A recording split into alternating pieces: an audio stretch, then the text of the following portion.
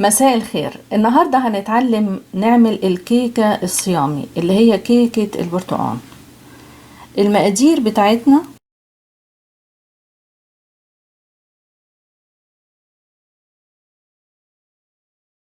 تلات كوبايات دقيق أبيض حوالي 400 جرام. الدقيق ده لازم أنخله الأول قبل ما أعايره لأن الوزن بيفرق، وفي نفس الوقت أنخله تاني بعد ما أعايره عشان يدخلها هوا. كوباية ونص عصير برتقال، كوبايتين وربع سكر بودرة، دول وزنهم 300 جرام. ممكن لو ما عندناش سكر بودرة نستعمل السكر العادي، بس هيبقى كوباية ونص بس. معلقة صغيرة بشر برتقال، معلقة كبيرة خل، دي بديل محسن الكيك، معلقة صغيرة فانيليا، معلقة كبيرة عصير ليمون، نص كوباية زيت، يفضل زيت الكانولا أو زيت الذرة، معلقة كبيرة بيكنج باودر، وممكن أزوق بمربى وجوز هند أو أرش السكر. تعالوا نشوف إزاي هنبتدي. قبل ما ابتدي أخلط المقادير في حاجات مهمة لازم أعملها الأول عشان الكيكة تنجح معايا. أولا أولع الفرن على 350 فهرنهايت، يعني 180 درجة مئوية اللي هي درجة الحرارة المتوسطة. أجهز الصينية اللي أنا هصب فيها الكيكة، أدهنها بزيت أو سمنة صناعي وارش عليها دقيق تكون جاهزة قدامي. وتالت خطوة أعملها أخلط البيكنج باودر مع الدقيق وأنخله تاني. هو كده أنا بنخله، أقلبه كويس قوي وأدخل الهواء جوه الدقيق. بعد كده أبتدي أخلط المقادير. أحط السكر الأول ومعاه الزيت. مهم جدا السكر لازم يدوب قبل إضافة الدقيق. لو السكر العادي هيحتاج مدة أطول وأنا بضربه. ممكن أضرب بمضرب البيض أو العجانة العادية.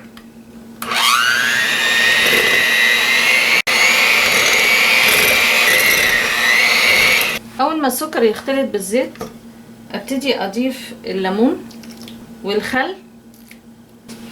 أحط بقية المقادير كلها: بشر البرتقال والفانيليا وعصير البرتقال، واضربهم كويس قوي لحد ما السكر يدوب خالص. مع السكر العادي احط البرتقال الاول مع السكر عشان يدوب بسرعة، لان ممكن الزيت ما يساعدش ان هو يدوب.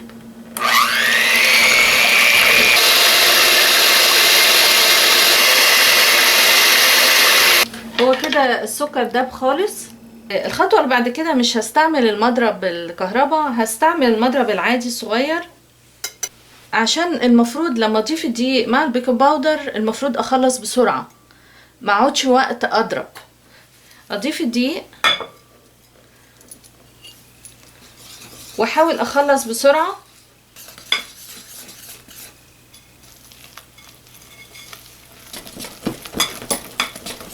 هي كده كفاية، لازم تبقى تخينة شوية. بعد كده اصبها على طول في الصينية.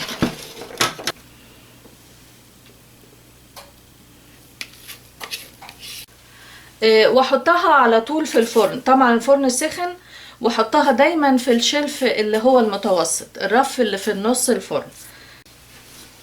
زي ما احنا شايفين استوت، اخدت تقريبا 40 دقيقة في الفرن وحتى عليت وحلوة. وعشان اعرف ازاي استوت بتوسبيك، بدخل التوسبيك في الكيكة ما بيطلعش حاجة، معنى كده انها استوت. هسيبها تهدى وبعدين ابتدي ازوقها، يا اما ارش عليها سكر، جوز هند، مربى، او في بعض الناس بتحط صوص البرتقال.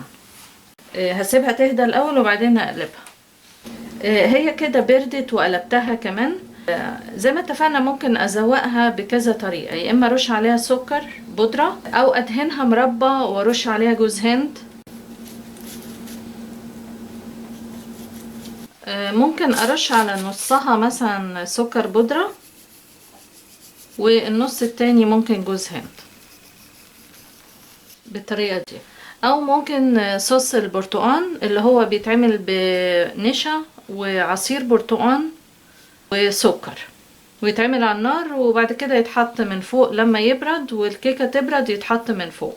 حاولوا تجربوها وإن شاء الله تعجبكم. أشكركم جدا وإلى اللقاء.